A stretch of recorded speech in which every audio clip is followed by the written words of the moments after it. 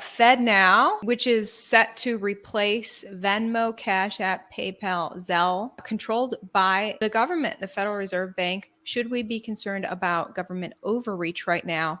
What does this mean for our currency? How does this tie into central bank digital currency? Here to join me is Eva Tompkins, currency expert, attorney, day trader, specializing in Forex. You trade currencies involving foreign currencies that have already switched over to central bank digital currency, something we're really concerned about, because what does that mean for our privacy and our autonomy? Thank you for joining me. So first of all, before we jump into this, I want to play a clip from my friend, finance expert Danny Devan, who breaks it down like this. I'm going to get your reaction to it. You need to say goodbye to Venmo, Zelle, PayPal, and Cash App because FedNow is coming and you don't have a choice. FedNow is a payment service by the government coming out in July that your bank will have to sign up for, which is the first step to make the dollar digital. Now, how does this work? Well, if you buy something on Amazon, your money won't go directly to Amazon anymore. It will first go to the Fed's account and then go to Amazon. This means the government will know everything you use your money for, and if they want to, they can reject any purchase you make, take money out whenever, and decide what you can and can't spend your money on. Yes, it will be faster for payments to settle, easier to get stimulus, and lowers costs that you have to pay to your banks, but your privacy is gone. So is it truly worth it? And guess what? You don't even have a choice to participate or not. Our banks are the ones who will decide for us, so follow me to stay tuned on the final details before it actually comes out. Wow. Okay, so he breaks down FedNow's definition like that. What's your reaction? Well, my reaction is he's right about a lot of things in there. That's what they want to do. But he says we don't have a choice. Right now, we do have a choice. And the important thing is we need to exercise our choice now while we can, and let our congresspeople, our senators, our state governors, our state attorney general's office, let them know right now we are opposed to this. We don't want to lose our freedom. He's right. The FedNow service is, like he says, an infrastructure that needed to be built before CBDCs could be brought on by our federal government. It's a payment transfer infrastructure is the best way to think about it. You needed to have the instant transfer infrastructure so that once the CBDC gets rolled out, there's a way to transfer it from one party to another. So in his example, the way to transfer it would be you would have an account with the Federal Reserve at FedNow, and your money would come out of the Federal Reserve, go to Amazon, and Amazon would ship you your package.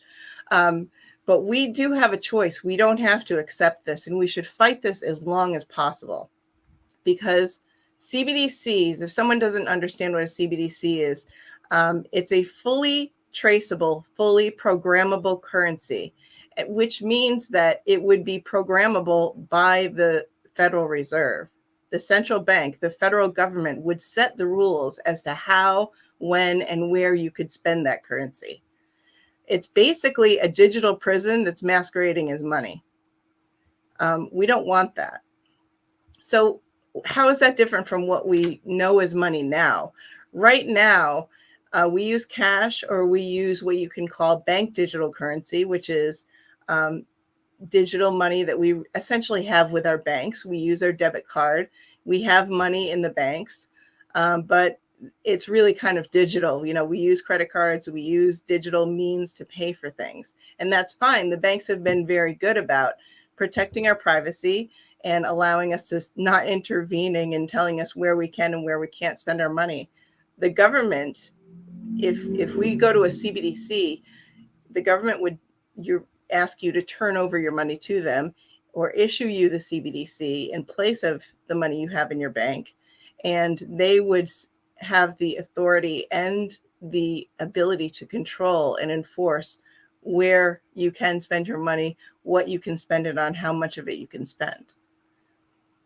So they need an infrastructure like FedNow in order to roll out the CBDC, yes. In order to have a central bank digital currency, which Congress has been talking about whether we should do a central bank digital currency. FedNow, I guess, was in the works being built in 2019, and it's been a pilot project with more than 100 banks, I guess, since then, and we didn't even know. That's correct. Yeah, there And have been a lot of pilot programs. There was Project Hamilton. There was another project that they've been doing these beta tests, these pilot programs to test out the system, to test out how they would go about doing this. This has been in the works for a while. okay, so Danny's video, he's talking about instead of your money going to directly to Amazon to buy something, it reroutes through FedNow, the federal government, and then into Amazon.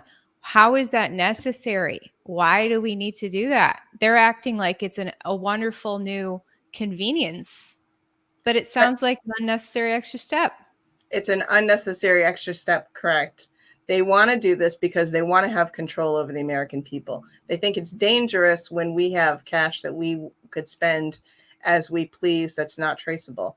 They want to trace it because they want to control us. And their excuse as to how they're going to sell this is that it's for your security. We can fight terrorism if we know where all the money's coming from and where it's going. And it's also for your convenience because transfers will be instant and fees will be reduced. You won't pay as much in fees, or you won't pay anything at all in fees, they might say. But it's kind of like the Patriot Act after 9/11.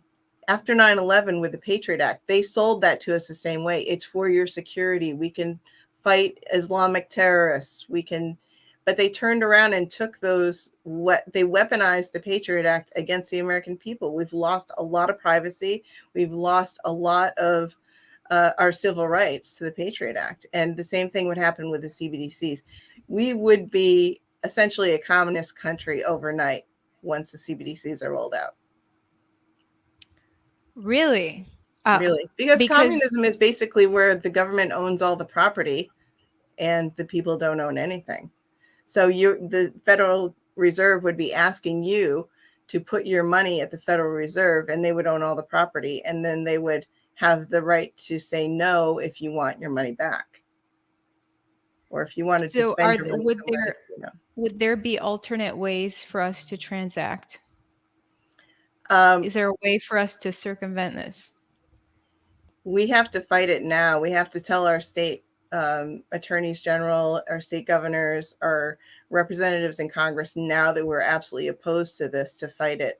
I think that once the CBDC is rolled out at first it will be rolled out alongside of your normal forms of money that you use now. But eventually they'll take away those other forms of money, cryptocurrency. They could easily ban cryptocurrency and say, no, you have to use central bank digital currency. And they can scare you or scare the people by saying, well, terrorists use crypto, so we have to ban crypto. They could ban you holding gold and silver. They've done that in the past. Historically, they did that before. So you deal a lot with foreign currencies, and foreign nations are quickly rolling out what you're talking about right now. Yes. Last weekend I heard about one nation apparently fines their people, or you can face jail time. That's right. In the European Union, you can face jail time for transacting with cash. Tell me about this. Yeah, the European Union just came out with that law. That law just went into effect where if you spend 1,000 euros in cash, they consider your transaction to be on the gray market, and you could be immediately arrested and thrown into jail for using 1,000 euros in cash. And they're looking to bring those limits down. So they want to limit you to maybe only being able to spend $200 or $300, 300 euros in cash, and even less than that. Christine Lagarde she was caught on tape saying that even $100 is not safe. Even $100 or 100 euros is dangerous. They're really trying to exact that much control on the people, which is, in my opinion, wrong. I mean, it takes away our freedom. We will not be free. True freedom is the freedom to be able to conduct whatever financial transactions you wish to buy whatever you want in the privacy of your own home, not traceable. You can have your anonymity. That's true freedom, to be able to make those decisions for yourself, or to decide you want to save as much money as you want to save. If CBDC gets rolled out, and if that's what we're limited to, the government could say, our consumer spending numbers are not high enough. We need to put an expiration date on this money, and therefore you'll be forced to spend your CBDC before it evaporates. Wow. Okay, I want to show the Associated Press. Fact checkers have been circling the wagons to ensure you know that FedNow will not replace cash. They're saying that now, but they have a clear intention to eliminate cash because they see cash as dangerous, because they cannot trace your $100 bill. Your $100 bill in cash, you can spend anywhere without anybody knowing about it. They consider that to be dangerous, and they want to eliminate that power. So right now, they're not telling you that that's their intention, but we know that that's their intention because they've said it. Other central banks have said that. And that's true. And Congress is considering bills right now to institute central bank digital currency, which would be a replacement currency for the dollar, right? Yes, it would be. It would be dollar for dollar, your replacement currency. And the Fed would likely start out issuing it in the form of Social Security, welfare, Medicare, maybe IRS refunds would be issued in CBDC. But the minute $1 of CBDC is rolled out, it's going to go through the entire economy, and it will eventually replace cash. Because think about it, if you're on Social Security, or if you have a grandmother on Social Security, and she's got to spend that Social Security, so she'll spend it at the store, buying groceries. So then the grocery store has CBDC, so that they'll end up eventually paying that to their employees. It's going to circulate throughout the entire economy. And a lot of the states, a large portion of their budget and their funding comes from the federal government. Like, for instance, the state of Florida, approximately a third of their budget comes from the federal government. The federal government can say, well, even though Governor DeSantis just came down with legislation that the state of Florida will not accept CBDC, they may have to accept CBDC if that comes from the federal government, and they receive a third of their money from the federal government. So, but we need more states like Florida, who's enacted legislation saying we will not do CBDC. We need more states to stand up to this. And we need the states to get together, the attorneys generals of all these states to get together and sue the Fed and sue the federal government to prevent them from rolling out the CBDC. Because once it's rolled out, there's no taking it back. Once the government takes your power, it never gives it back.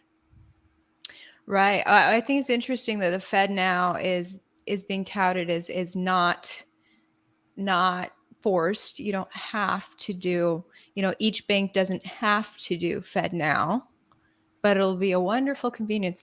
But that new pharmaceutical, when it was rolled out a couple of years ago, it was also not mandatory, and then more and more places made it mandatory. And then it was made mandatory, right? The same thing with the CBDC. Right. They'll do it the same way. They use a carrot first, and then if you don't accept the carrot, they beat you with a stick.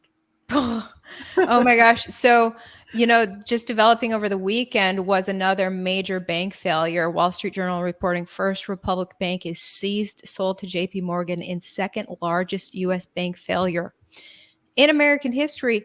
Now, Karine Jean-Pierre, White House press secretary, was asked about this today. I just want to show what she had to say. Are you bracing for more banks to fail? So let me lay out a couple of things, as we haven't really had an opportunity to speak to this on the record. So as you saw, today's actions ensure the continued resilience of the banking system, including at community and other banks, which are vital to the American economy, small businesses, and workers as well. All First Republic insured and uninsured deposits are being assumed by JP Morgan Chase. The American people and American businesses can continue to have confidence that their deposits will be there if they need them. At the same time, these actions are being taken in a manner that ensures that the First Republic, which was severely mismanaged, is being held accountable.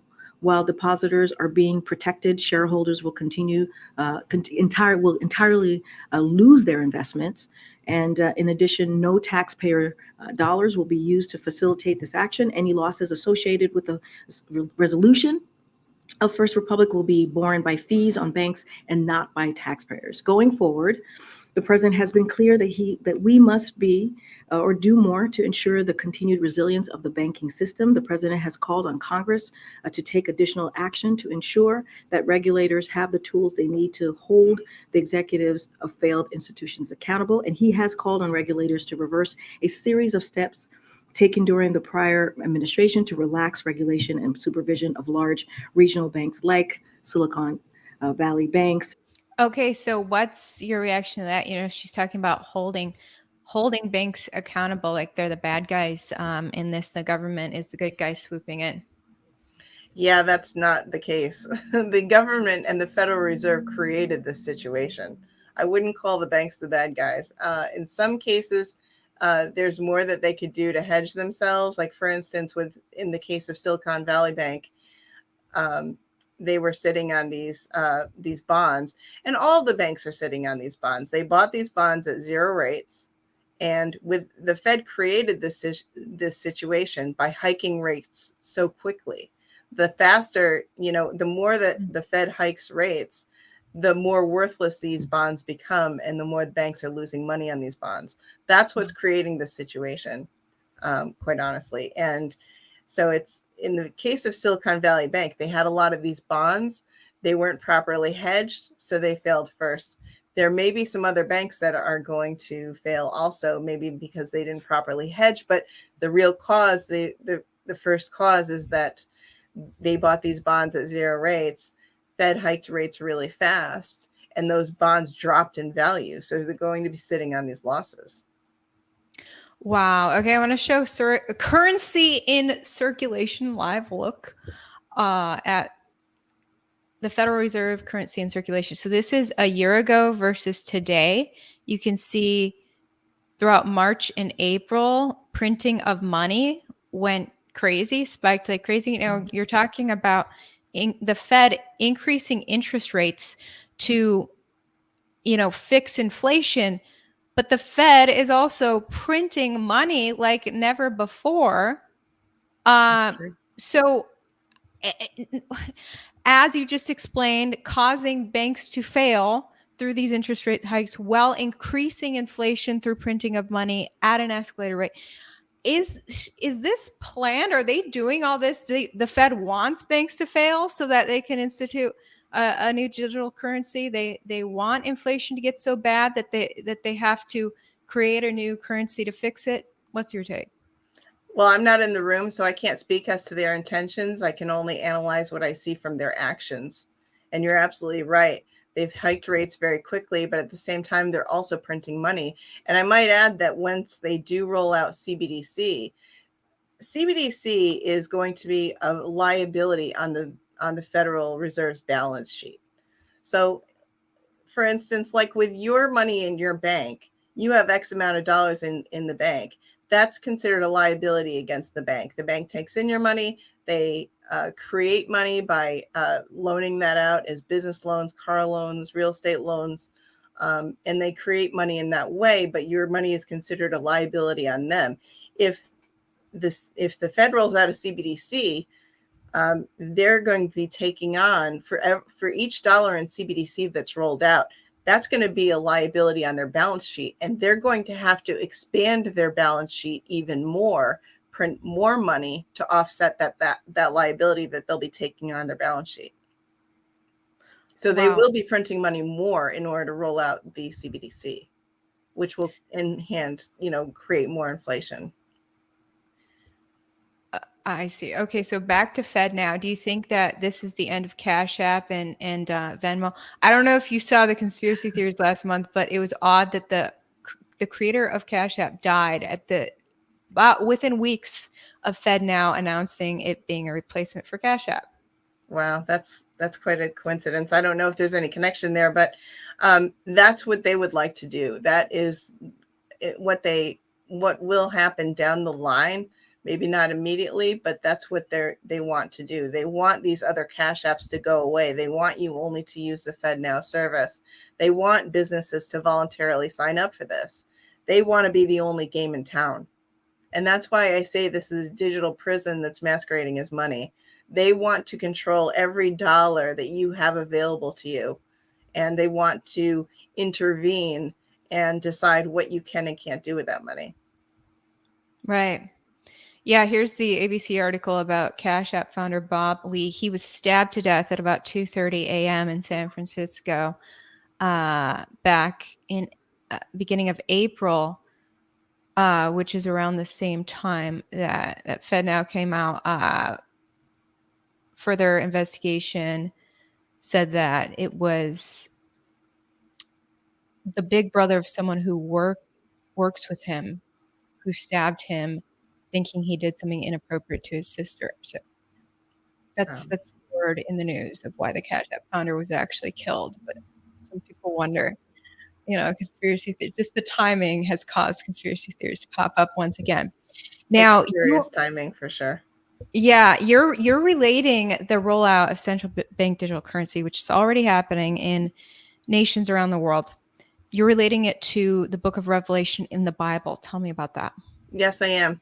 Because Revelation 13:17 is very clear, and it basically states, and that no man might buy or sell save that he had the mark or the name of the beast or the number of his name. So the Bible tells us that this will happen eventually. And, I've known about all these Bible prophecies for years, and I was thinking, how could that happen? How could they control what you buy or what you sell? How could they control your money like that? CBDC is how they could do it. CBDC is the key that unlocks Revelation 13:17 and makes that possible to occur. So we know by that verse that it will happen. I feel compelled to sound the alarm because people are not ready for this. So we know from the Bible that these prophecies say that this will happen. So it will happen eventually, but people aren't ready yet. And I think people need to be prepared. I think we need to fight this as long as possible. Try to put this off for as long as possible with states suing the federal government to prevent them from doing this, because I really think people are not prepared. I mean, how many people do you know that are prepared to go bartering for their goods or their services or for food? I mean, it may eventually come to that. How many people are ready to survive without running to the supermarket to pick up a couple of items? So how can we protect our money right now? Well, in the meantime, support your local community banks. Absolutely support them, because especially if you're a business, if you're a business in the community, you can work with that bank and they will work with you. And let them know that you're opposed to these CBDCs, because these CBDCs will eliminate the banking industry. Right now, the Fed is saying, we're going to work with banks, and your bank is going to be the intermediary between you and FedNow. But they don't need the banks. Once FedNow is established and everybody has an account with the Federal Reserve, they're not going to need the banks. They're going to eliminate all of the banks. The banks will be gone. The banking industry will be gone as we know it. So the banks really should be standing up and fighting for this. They should stand up and fight for their lifeblood. But go to your local community bank and tell them you support them, and have an account there. Especially if you're a business. Eventually, if that bank does fail, it's going to be absorbed by a larger bank, and you probably won't lose anything in all that, because the Fed is saying, and that person, the press secretary, was saying that the banks will take in the depositors that were in that community bank, and they won't lose anything. The depositors won't lose anything in that transfer. But we need to support our local community banks. Also, if you have a large sum of money that you want to protect, I would suggest perhaps getting also a custodial account. Not your typical bank account, because if a bank goes like a brokerage account, any custodial type of account is subject to different rules than your typical bank account, and that would protect your money a bit more. Okay. I Wow, good can't to give know. legal advice or financial advice. I'm not a registered financial advisor, but those accounts are more protective, and that would protect your money a little bit more. All right, checking comments. This Mike says, "Yep, Book of Revelation, spot on." Wonder Bucket says, "Ivory, we got to make eggs the new currency." That's right, That's man. right. I'm ready to barter. I Right. got my 2 backyard chickens. Okay. Chickens are good. Chickens are good to have. This Herman Guild is asking thoughts on Bitcoin versus gold. What's your take? Bitcoin may be easier to use in the meantime but both can be banned. Gold Banned. historically has been banned. But don't you think gold is harder to ban because you can have it in your pocket? In Yes, it fact, is physical. I actually have gold right here. Very small quantities of gold are worth a lot of money. So you can secretly hide them and transact person to person without these feds knowing. True. And you can do it when the power's out also. Unfortunately, with Bitcoin and digital forms of money, they don't work when the network's down or when the power's out. So gold has that advantage. And you're right, it's a physical thing. When you have it in your hand, you own it. Like cash, when you have it in your hand, you own that cash. The same thing with the gold and with silver and those precious metals. Those are, I think, perhaps better to have, but really both can be banned. If the Fed really wants to play hardball, they can ban both of them. Historically, gold and silver was banned in the past when they were forcing adoption of the current banking system that we live under. Wow. Scary times. It's good to be prepared and knowledgeable. Thank you so much for educating my viewers. I have linked Eva Tompkins' Substack down in my description. So click her Substack down there below. She will be keeping us updated on what the heck to do with our as this currency shift sneaks right in. Absolutely. And let me just part with this one thought, if I could. Sure. The bottom line is we need to rely on God, because even when the end times come and the Revelation says that we will go through a great tribulation, God will protect us through that tribulation. We always need to rely on God. The Bible says 365 times, fear not. There is no reason to fear if we put our faith and our trust in God rather than in man. So I'll just end with that thought. Love that. Yeah. Do not be led by fear, everybody. Don't have a spirit of fear. There's no reason to have a spirit of fear, but we can fight back. We can push back on this as long as possible, because people are really not prepared, and we need to get people prepared. We need to prepare people for what's coming. Awesome. Well, thank you for helping to prepare people. Everyone go follow Eva's Substack. All the best to you and keep in touch. Talk to you later. Thank you. Same to you. Thank you for having me. All right. Bye.